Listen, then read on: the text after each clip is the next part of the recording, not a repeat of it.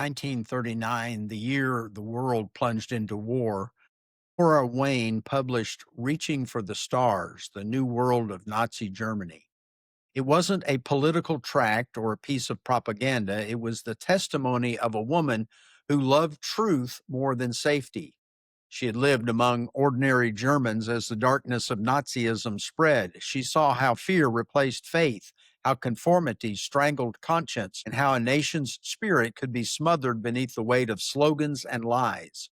She summed up her warning in one unforgettable line: "The spirit of man cannot live on uniformity, nor can the soul of a people be fed on slogans." Those words still echo through time, as relevant now as they were then. Greetings, Patriots. I'm Perry Greene. Welcome to God in America, where faith and freedom stand as the twin pillars of our story. Today, we look back to a woman whose name you might not recognize, yet whose moral clarity could still guide our country today. Her name was Nora Wain, an American journalist who lived in Germany during the rise of Hitler and dared to write what she saw, even as so many stayed silent. When the Nazis intercepted her manuscript to her American publisher, she escaped to England. Heinrich Himmler arrested some of her German friends, so she returned to Germany and offered herself in their place, pleading for their release, prepared to sacrifice her own freedom for theirs. Himmler, Hitler's hangman, asked her to write a book elevating the Fuhrer in the eyes of the world. She refused. That kind of courage doesn't come from ideology. It comes from conviction, from the belief that every soul is created in the image of God and that the truth is worth any cost. John 15, verse 13 reminds us, "Greater love has no one than this, that someone lay down his life for his friends." Nora lived that verse. She understood that love, not slogans, not power, is the truest force of freedom.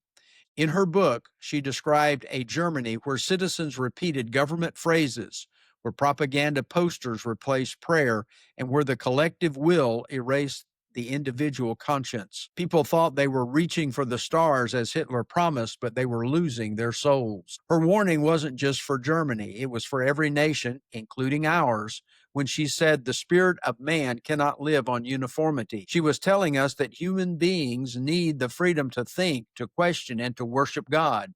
When she said, "Nor can the soul of a people be fed on slogans," she was warning that empty words, no matter how patriotic they sound, cannot replace moral truth. The same could be said in our own revolution. Here are a few catchphrases our forefathers created to inform and unify the colonies: "No king but King Jesus," "Don't tread on me," "Liberty or death," "Join or die," "Rebellion to tyrants is obedience to God," "United we stand, divided we fall," "No taxation without representation." Though slogans abounded, the patriots of 1776 didn't unite around maxims. They united around principles. They believed that liberty came from God, not from government, and that every person was accountable to the Creator for how they lived that freedom. Thomas Jefferson wrote in the Declaration of Independence, "We are endowed by our Creator with certain unalienable rights." And Benjamin Franklin later said, "Only a virtuous people are capable of freedom. As nations become corrupt and virtuous, they have more need of masters." Nora Wain's insight and the founder's faith meet at the same point. A free people cannot survive on empty rhetoric. Without truth, without virtue, slogans become shackles. Today, our culture is flooded with slogans, political catchphrases, social media mantras, and corporate virtue signals. They promise unity but deliver division. They talk about freedom but ignore responsibility. And the soul of the nation, like the soul of pre-war Germany, begins to starve.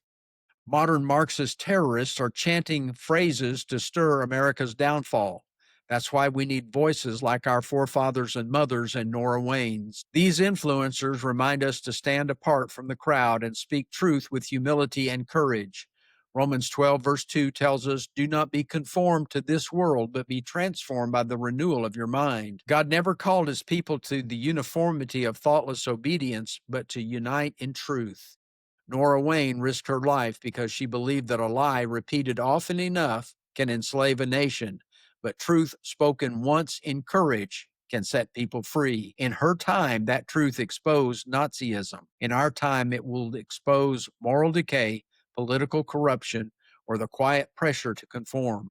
Whatever the battle, the principle remains the same. The spirit of man cannot live on uniformity, and the soul of a people cannot live on slogans. We need the Spirit of God to breathe life into our freedom, to restore integrity, conviction, courage, and compassion. The psalmist asked and answered an important question in Psalm 15, verses 1 and 2. Lord, who may abide in your tabernacle? Who may dwell in your holy hill? He who walks uprightly and works righteousness and speaks the truth in his heart. From the candlelit rooms of colonial America to the dark streets of wartime Germany, God has always used people of conscience to stand for the truth. Nora Wain was one of them, a woman of words, of courage, and of deep moral integrity. May her example remind us that liberty is not maintained by noise or numbers, but by faith, truth, and the willingness to stand when others bow. Thanks for streaming God in America today. Please like, follow, share, and subscribe to our podcast. If you'd like to support our ministry financially, please visit godinamerica.com. That's the word God, the letter N, America.com. Until next time, let's keep the light of personal and national integrity burning.